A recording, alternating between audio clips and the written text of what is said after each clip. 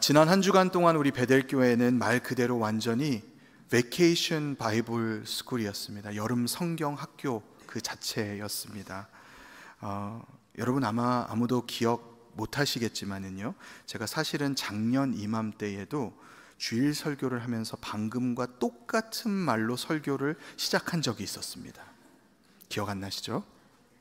어쩌다 보니까 이렇게 두 해 연달아서 제가 이 여름 성경학교를 마친 그 주일에 말씀을 전하게 되었는데요, 또 잠깐이나마 그 이야기로 오늘 좀 메시지를 시작해 보려고 합니다.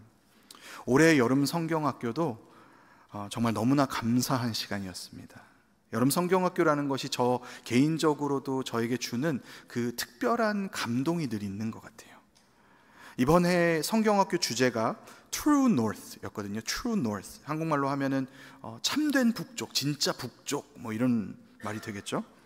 지난 수요 예배 혹시 들으신 분들은 우리 박봉진 목사님께서 잘 설명해 주신 그 내용이 기억나실 것 같습니다. 지리학에서 진북이라고 부르는 개념이라고요. 진북. 지구의 그 진북이 되는 지점이 있다는 것입니다.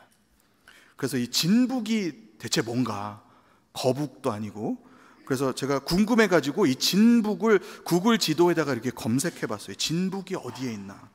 그래서 검색을 해봤더니 전라북도 전주시에 있는 진북동이라는 곳이 이렇게 딱 뜨는 겁니다. 제가 찾으려는 지점은 거기가 아니었던 것 같긴 한데요.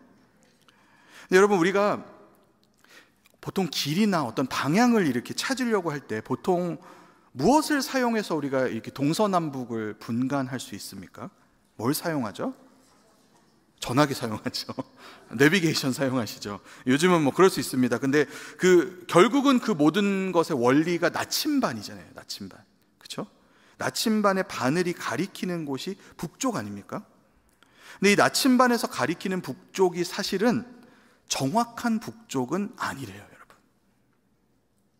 혹시 여기에 그 지리학 쪽에 이렇게 전문가가 계시면은 제가 행여 좀 이렇게 이상한 소리 하지는 않는지 좀 잘 들어봐 주시고, 지금 말고 나중에 조용한 데서 저한테 좀 말씀해 주시면은 좋겠습니다. 우리가 그 나침반에서 가리키는 그 바늘이 가리키는 곳이 당연히 진짜 북쪽일 것 같이 이렇게 생각하는데, 지구에 흐르는 어떤 이 자기장이라는 게 있는데, 그것 때문에 그 나침반이 지구의 정북쪽, 그 북극점, 즉 지구가 자전하는 그 자전축을 똑바로 가리키지를 못한대요. 그때 조금씩 그 지점을 비껴난 곳을 이 나침반이 가리키게 된다고 합니다. 그런데 그 북극점, 이 지구의 자전축을 말하는 그 진북은요, 당연히 자기장에 영향을 받지 않겠죠. 그래서 그 진짜 북쪽은 변하지 않는 거예요. 움직이지 않아요. 늘 거기 그대로 있어요. 그래서 마찬가지로 우리 믿음의 반석이 되시는 예수님이 이 세상이 여러 가지 이유로 아무리 변하고 혼란스럽고 흔들린다고 해도 언제나 우리가 의지하고 따를 수 있는, 변하지 않는 그 자리에 계시는 우리의 진북과 같이 되시는 분이시다. 여러분 아멘이십니까? 아멘. 네. 이 성경학교 프로그램 만드는 분들이 참 대단한 것 같습니다. 이 귀한 성경의 진리를 담아내는 이 아이디어가 매년 정말 기가 막히다고 생각을 하게 돼요. 근데 지난 한 주 동안에 이 놀라운 진리를 우리 학생들이 배우면서 또 스스로 고백하고 그 진리를 노래하면서 또 선포하는 그 모습을 뒤에서 제가 지켜보는데, 함께 예배하는 저의 마음에도 참 또 한 번 정말 벅찬 전율과도 같은 감동과 또 감사가 있었습니다. 그런데 한편 저는 또 올해는요, 유난히 우리 봉사자들에게 마음이 많이 가는 것을 느꼈어요. 사실 뭐 매년 우리 봉사자들 얼마나 귀합니까? 얼마나 그 헌신이 대단하신지 몰라요. 근데 제가 이번 해도 지난 몇 주 전부터 이렇게 여름 성경학교를 놓고 매일 잠깐씩이나마 이렇게 기도를 하는데, 그때마다 이 봉사자들이 떠오르는 겁니다. 선생님들, 우리 사역자들, 또 중고등부 학생들, 우리 학생들도 정말 봉사 많이 하거든요. 그러면서 이 봉사자들이 떠오르는데, 제 마음속에 반복해서 떠오르는 기도의 제목이 있었는데, 그게 뭐냐면요, 하나님이 봉사자들이 물론 더 어린 학생들을 위해서, 또 우리 자녀 세대의 아이들을 위해서 그 복음의 메시지를 전하는 그 귀한 섬김을 하겠지만, 그 시간과 그 자리에서 이 봉사자들에게 먼저 그 복음의 메시지가 들리게 해주십시오. 아이들을 인솔하는 그 크루 리더들부터 시작해서 각 스테이션들을 이끄는 리더들, 또 말씀을 전하고 찬양을 인도하는 모든 사역자들, 모든 선생님들에게 성령님의 그 음성 한마디가 들려지고 그 복음의 은혜를 경험하게 해주십시오. 이런 기도였습니다. 그리고 그런 기도를 하면서 우리 봉사자들을 보니까요, 그 고생하는 모습들이 더 잘 보이는 거예요. 날마다 막 아침 일찍부터 오셔가지고 그날 저녁 일정을 준비하고 막 점검하고 또 점검하고, 또 아이들이 오면 이렇게 막 맞아주시고, 어디 하나 뭐라도 이렇게 빠진 것은 없는지 노심초사하시는 그 모습이에요. 거기다가 또 애들은 뭐 말이나 잘 듣습니까, 여러분? 소리 지르고 맘대로 막 뛰어다니고 그러다가 또 넘어지고 뭐 난리도 아니에요. 그리고 왜 한 주 내내 날마다 날씨가 그렇게 좋다가 꼭 마지막 날 물놀이 준비하는데 비가 오냐고요. 제가 지난 3년간을 봤거든요. 매번 그랬습니다. 매번. 참 이 많은 어려움들 가운데에도 아이들을 위해서 웃음을 잃지 않고 묵묵히 기쁨으로 섬기는 그 수많은 분들을 지난 한 주 내내 볼 수 있었습니다.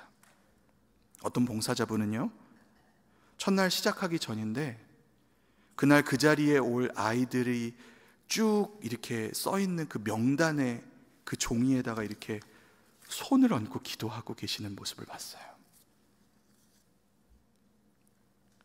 제가 일일이 다 나열할 수는 없지만 한 주간 이 봉사자들의 모습을 보면서 문득 그런 생각을 하게 됐습니다. 이거는 단순히 1년에 한 번 있는 행사가 아니다. 하나님 나라를 위한, 또 이 영혼들을 위한 눈에 보이지 않는 정말 치열한 전쟁이다, 이런 생각을 하게 됐어요. 여러분 어떻게 생각하십니까? 사실 이게 비단 여름 성경학교뿐만은 아니지 않습니까? 우리가 그리스도의 몸된 교회로서 하는 모든 사역들, 공동체로 함께 지금과 같이 모여서 드리는 모든 예배들, 또 더 나아가서 그리스도의 제자로 하나님 나라의 백성으로 살아가는 날마다의 우리의 모든 그 일상이 사실은 다 영적 전쟁터예요, 여러분. 그리고 날마다 이 영적 전쟁을 우리가 살아갈 때 우리에게 가장 필수적이고 중요한 무기는 오늘 설교의 제목과 같이 다름 아닌 기도입니다. 기도. 조금 전에 함께 읽은 오늘 본문 말씀 에베소서 6장 18절에 기도에 관해서 말씀하고 있지 않습니까? 그리고 그 말미에 뭐라고 해요? 여러 성도를 위하여 구하라, 이렇게 말씀하죠. 여러분, 오늘 설교의 결론을 미리 말씀드리면, 오늘도 내 옆에 앉아서 함께 예배하고 또 함께 신앙생활하고 함께 사역하는 여러분의 형제 자매들에게 여러분의 기도가 필요하다는 것입니다. 오늘 딱 그거 하나만 기억하시면 될 것 같아요. 오늘 메시지 굉장히 간단해요. 우리 형제 자매들에게, 우리 성도들에게, 우리 가족들에게, 또 우리 이웃들에게 오늘도 내 기도가 필요하다는 거예요. 그래서 나의 기도가 필요한 그들을 위해서 내가 더욱 기도하는 삶을 살기 원한다는 것입니다. 여러분, 근데 그러기 위해서 우리가 꼭 기억해야 될 것이 있습니다. 바로 기도의 능력입니다. 기도의 능력. 우리가 우리 형제 자매들을 위해서, 몸된 교회의 교우들을 위해서, 또 나의 가족들과 이웃들을 위해서 더욱 기도하는 삶을 살기 위해서는, 아 그래, 내가 더 기도해야 되는데, 내가 기도해야 되는 거 아는데 왜 이렇게 잘 안 되지? 이렇게 자책하면서 스스로 채찍질하는 그것만으로는요, 한계가 있어요, 여러분. 우리가 더 기도하기 위해서는 그 기도의 능력을 우리가 진짜 알아야 됩니다. 우리의 기도에 힘이 있다는 것을 우리가 깨닫고 경험하고 그것을 신뢰해야 돼요. 성경책 가지신 분들은 오늘 본문이 들어있는 에베소서 6장을 다시 보시면은요, 이 에베소서 6장 10절부터 바울은 우리에게 영적 전쟁에 관한 말씀을 해주고 있습니다. 특히 오늘 본문 18절 바로 위까지, 바로 전까지는요, 흔히 우리가 하나님의 전신갑주라고 부르는 내용이 들어있죠. 하나님의 전신갑주를 입으라, 하나님의 전신갑주를 취하라. 우리가 지금 다 읽지는 않겠지만요, 12절 말씀만 한번 읽어봤으면 좋겠습니다. 우리가 너무나 잘 아는 말씀이에요. 6장 12절 우리 한 목소리로 읽어볼까요? 시작. 우리의 씨름은 혈과 육을 상대하는 것이 아니요 통치자들과 권세들과 이 어둠의 세상 주관자들과 하늘에 있는 악의 영들을 상대함이라. 아멘. 네, 바울이 뭐라고 합니까? 우리의 씨름은, 즉 우리의 싸움은, 우리의 전쟁은 혈과 육, 눈에 보이는 것을 상대하는 게 아니래요. 우리는 눈에 보이지 않는 악한 영들을 상대하는 싸움을, 그런 전쟁을, 그런 씨름을 오늘도 하고 있다는 겁니다. 이 말씀은 오늘 본문의 전제가 되는 너무나 중요한 말씀이에요. 우리는 오늘도 영적 전쟁을 하고 있다. 전쟁이라는 말이 여러분 부담스러우시면요, 한 발 양보해서 적어도 오늘도 우리는 영적인 삶을, 영적인 세상을 살아가고 있다는 겁니다. 단지 혈과 육으로만 이루어진 눈에 보이는 세상을 살아가는 것이 아니라 그것과 더불어서 눈에 보이지는 않지만 영적인 세계가 여기에 분명히 공존하고 있고 또 그 영적인 세계가 우리를 둘러싸고 있다는 거예요. 그리고 오늘 이 자리에 있는 우리 대부분은 사실 지성적으로 또 신학적으로는 우리가 이 영적인 세상을 살아가고 있다는 것을 믿고 있습니다. 근데 여러분, 문제가 뭐냐면요, 우리가 이 세상을 살아가고 있는 날마다의 일상생활을 그 영적인 관점으로 보지 않는다는 거예요. 그게 문제입니다. 영적인 세상, 영적인 전쟁, 이런 말들은 그저 신학적인 관점으로, 영적인 관점으로 논하는 개념일지언정 내가 오늘 살고 있는 일상이 그 영적인 세상의 현장이다, 그 영적 전쟁의 현장이다 라는 것을 깨닫는 데는 우리가 좀 주저하고 망설인다는 것입니다. 몇 주 전에 이 시간에 우리가 묵상했던 열왕기하 6장의 본문 말씀이 그 좋은 예가 될 것 같아요. 열왕기하 6장에 나왔던 엘리사와 그의 사환의 이야기 여러분 기억하시죠? 엘리사와 그의 사환이 머물고 있는 그 도단이라는 성읍을 이 두 사람을 잡으러 온 아람 왕의 많은 군대가 이렇게 삥 둘러싸고 있었습니다. 그 사환이 아침에 일찍 일어나서 이렇게 문을 열어보니까 세상에 아람의 군대가 가득 차 있는 거예요. 그가 일순간에 마음이 무너진 나머지 엘리사에게 우리 이제 어떡합니까? 그럽니다. 그랬더니 엘리사가 뭐라고 대답하죠? 열왕기하 6장 16절에 그가 대답하되 두려워하지 말라. 우리가 함께한 자가 그들과 함께한 자보다 많으니라. 여러분, 지금 이 사환의 입장에서 한번 잠깐 생각해 보세요. 지금 여기에 나랑 엘리사 두 사람이 있습니다. 그죠? 근데 우리 반대편에 우리를 잡으러 온 저 아람의 군대들 몇 명 정도 있었을까요? 셀 수 있었을까요? 사환이 생각할 때, 아니 우리 선생님이 갑자기 산수가 안 되시는 것은 아닐 텐데, 상식적으로 도무지 이해가 안 되는 말씀을 하고 계시는 거예요. 근데 여러분, 이 사환은 무엇을 보지 못했던 겁니까? 영적인 세계를 보지 못하고 있었어요. 혈과 육의 세상을 바라는 보는데 지금 그 영적인 세계가 그 안에 같이 현존하고 있다는 것을 깨닫지 못하고 있는 겁니다. 그런 그를 위해서 엘리사가 기도했어요. 그 다음 절에 나왔었죠. 기도하여 이르되 여호와여 원하건대 그의 눈을 열어서 보게 하옵소서. 그리고 그 기도를 들으신 하나님께서 그 사환의 눈을 열어주시니까 그가 무엇을 보게 됐습니까? 불말과 그 불병거가 산에 가득히 둘러있는 것을 이 사환이 보게 됐어요. 여러분, 이 사환이 얼마나 짜릿했을까요? 영적인 눈이 열리고 비로소 그 영적인 세계를 보게 되니까 현실이 어떤 겁니까? 자기들 두 사람이 지금 완전히 코너에 이렇게 몰려있다고 생각했는데 그게 아니라 도리어 나를 잡으려고 오는 저 군대들이 지금 수적인 열세에 있다는 걸 깨닫게 된 거예요.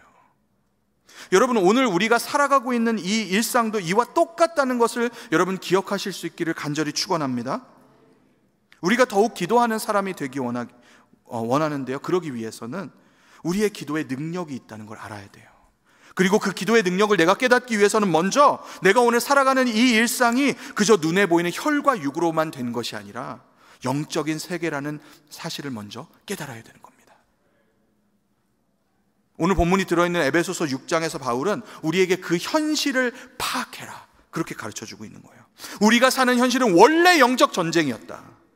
이제까지 내 삶에 일어나는 일들이 그냥 눈에 보이는 어떤 원인들에 의해서 일어나는 것이었다고 그렇게 생각했었다면은 이제는 성령이 주시는 힘으로 나의 눈이 열려서 우리 앞에 있는 영적 전쟁을 깨달아야 한다는 거예요.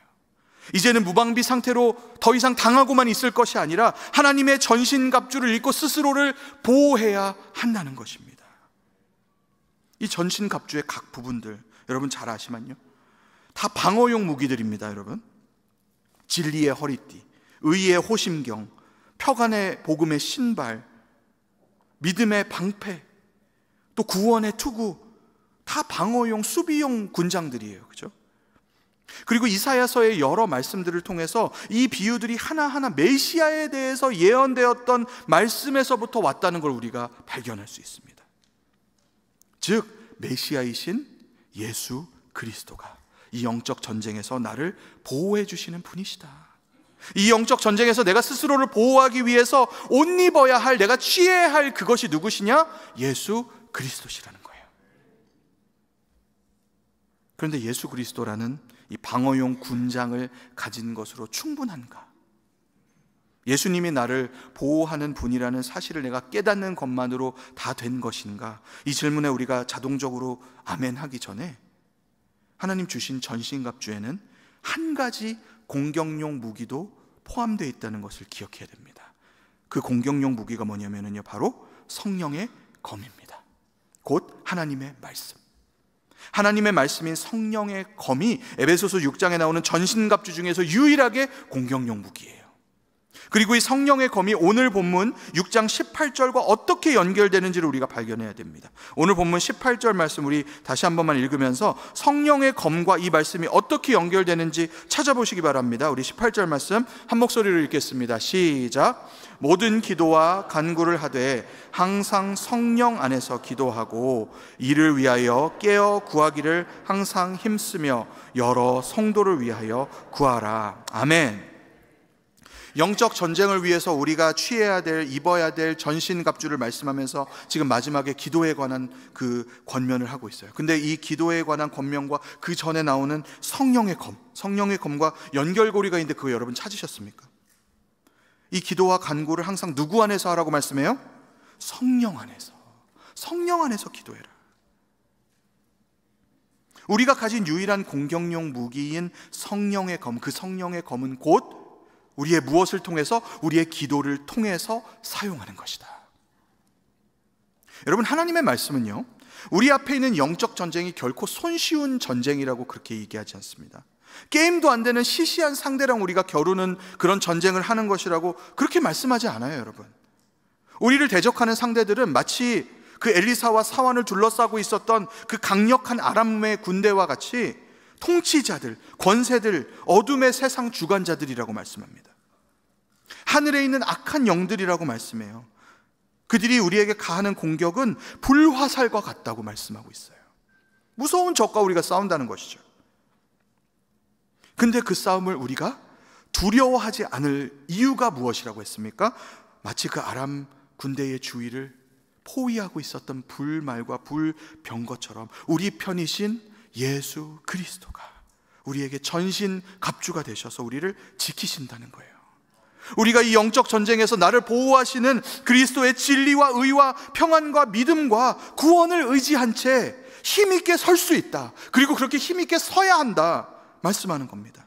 그렇게 힘있게 선 우리가 해야 되는 공격이 있는데, 기도, 성령 안에서 기도라는 이 공격을 할 수 있어야 된다는 거예요. 성령을 의지해서 하는 우리의 기도가 이 영적 전쟁 중에 날카로운 칼과 같이, 이 검과 같이 결코 우리의 손에서 놓지 말아야 될 우리의 너무나 중요한 무기가 된다는 것입니다. 자, 여러분, 우리가 이제 우리 삶에 공존하고 있는 이 영적인 세계를 기억하면서 우리의 일상이 바로 그 영적 전쟁의 현장이다라는 것을 기억하면서 기도하기 원한다 그랬죠.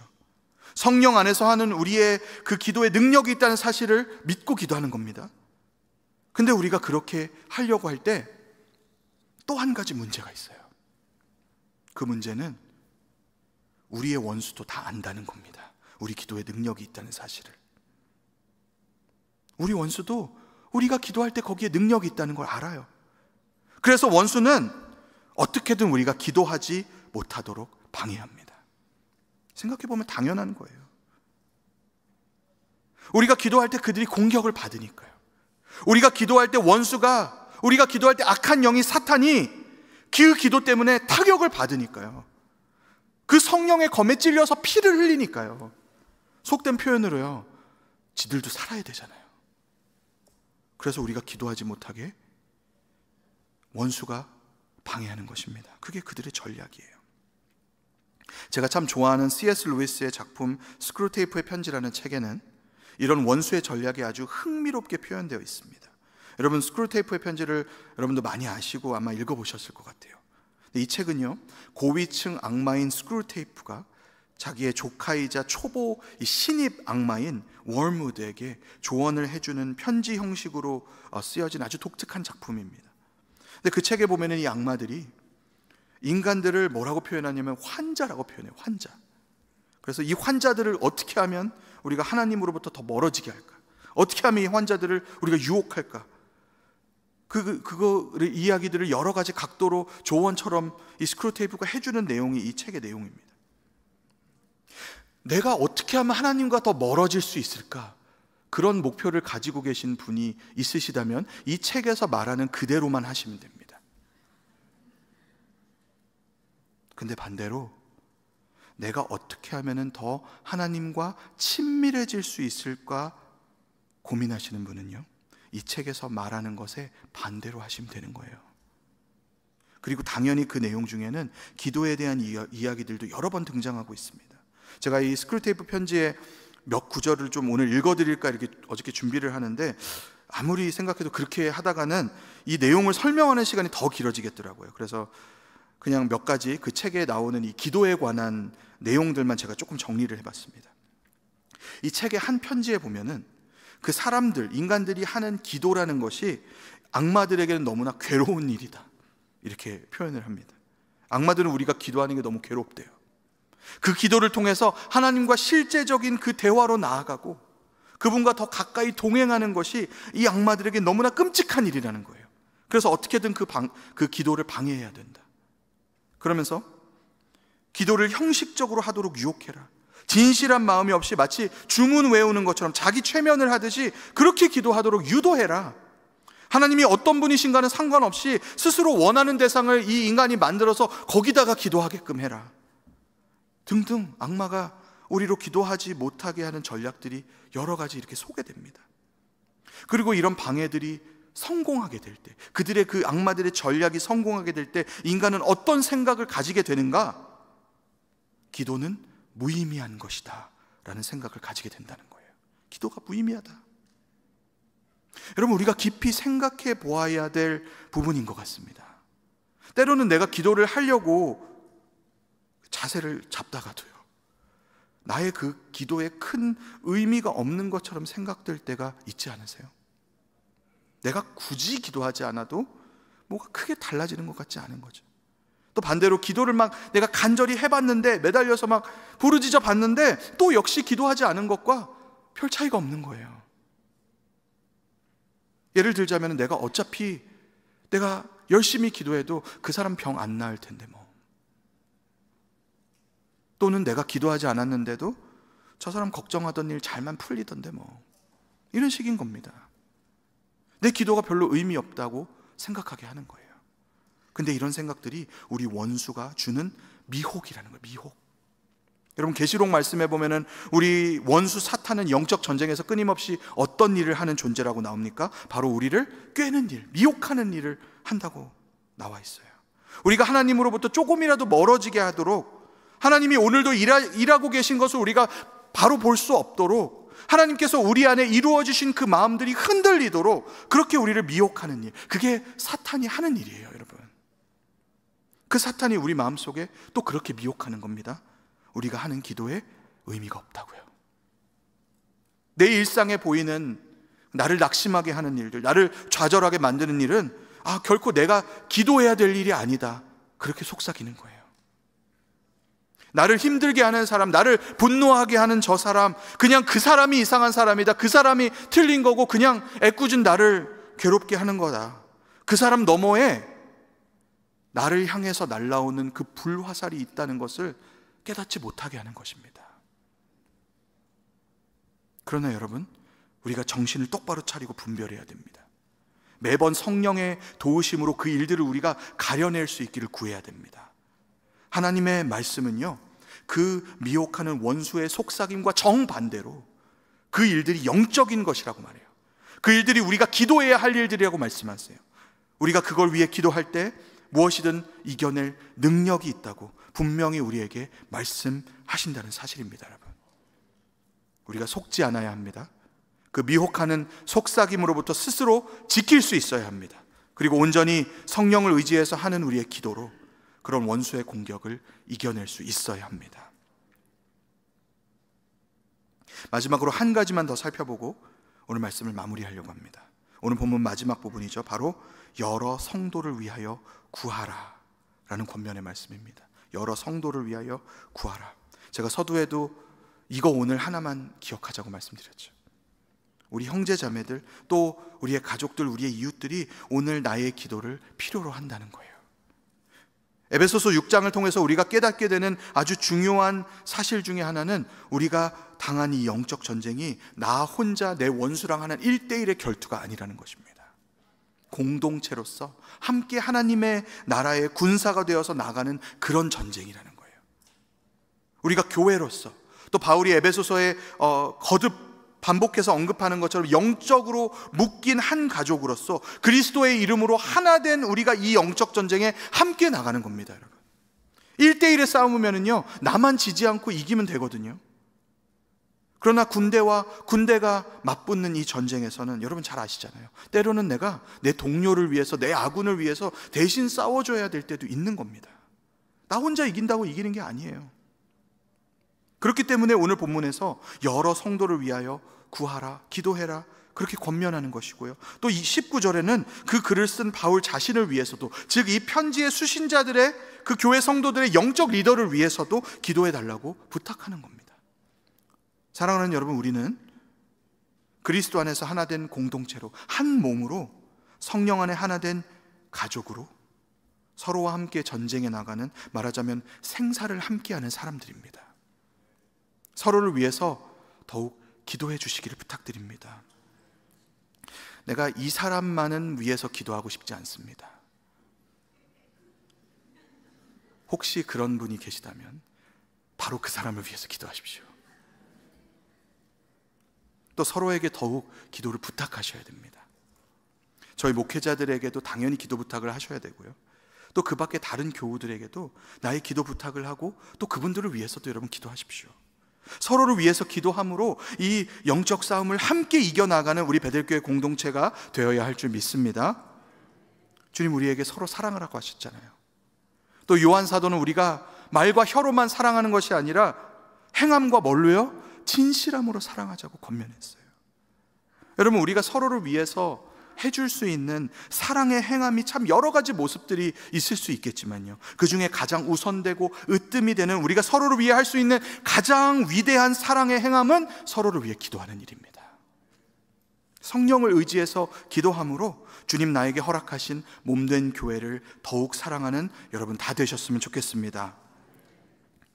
며칠 전에 제가 최근에 했던 저의 그 설교의 내용들을 좀 이렇게 돌아봤거든요. 근데 오늘만 이런 게 아니고 지난 몇 달간 반복해서 제가 여러분께 기도에 대해서 많이 강조하고 있었다는 것을 알게 됐습니다. 사실 저 스스로를 위한 이야기이기도 한 것 같아요.